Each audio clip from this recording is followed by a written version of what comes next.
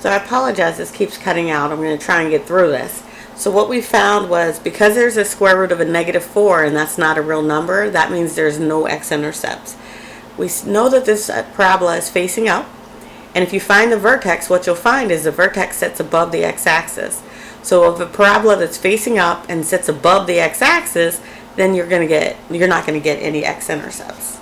Same thing as if I had one below that was facing down, the vertex was below the x-axis facing down, you wouldn't get it. So this one, and I didn't find it, but it would have to look something like this, and I wouldn't get any x-intercepts. So go ahead and find the vertex for that.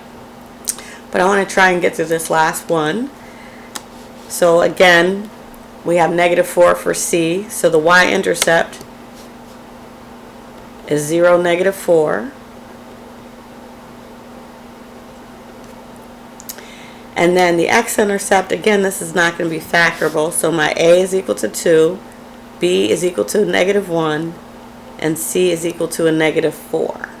So I'm going to plug that in the quadratic formula, and I get negative of -1 plus or minus the square root of -1 squared minus 4 times 2 times -4 all over 2 times 2. So this will give me 1 plus or minus the square root.